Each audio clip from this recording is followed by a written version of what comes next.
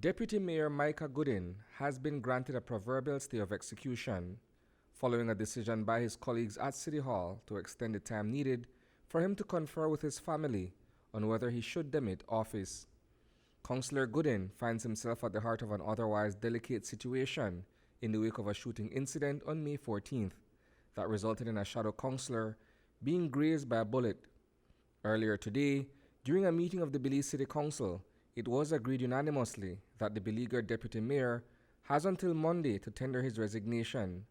During a recent conversation with Mayor Bernard Wagner, he told News 5 that the move to unseat Goodin is a confluence of missteps on his part as an elected official.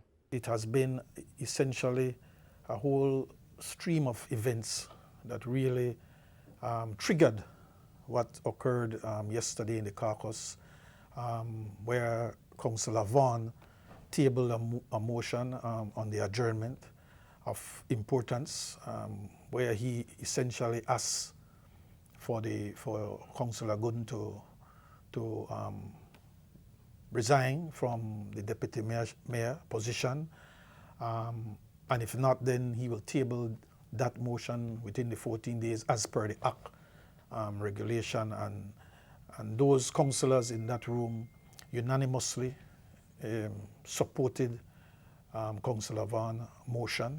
9 councillors. That 14-day period elapsed today. In a press release issued by the Belize City Council this afternoon, it states that a collective decision was taken to allow Goodin additional time to make up his mind. Should he decide not to step down, a motion will be tabled for a special meeting to be held next Wednesday to recall the deputy mayor by way of a vote. The thing is, as elected officials, you have to demonstrate many times restraint and judgment. And we have over the past period of time that the deputy has a series of misjudgments, having a young shadow councillor socializing after hours, drinking. I just believe that when you have young people, liquor, guns, egos, that's a recipe for disaster.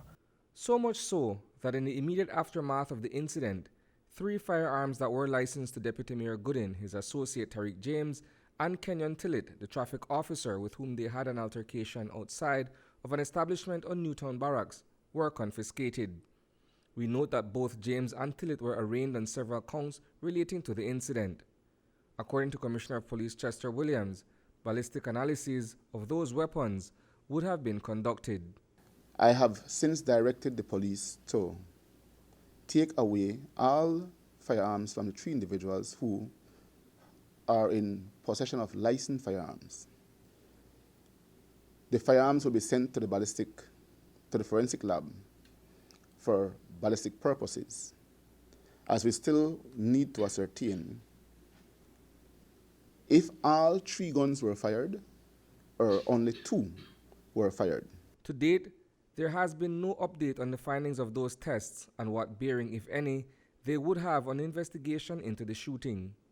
Nonetheless, when we spoke with Prime Minister John Briceño last week, he reserved comment on the matter, going as far as saying that it's a decision to be made by Citco. That is a decision for the City Council. They, in their wisdom, have decided that they believe that Micah should take us kind of like a timeout, you know, and step down as the deputy mayor for Belize City. So that's not for me to comment on. We note that it would be the first time in the history of the Belize City Council that a deputy mayor would be ousted by his fellow councillors.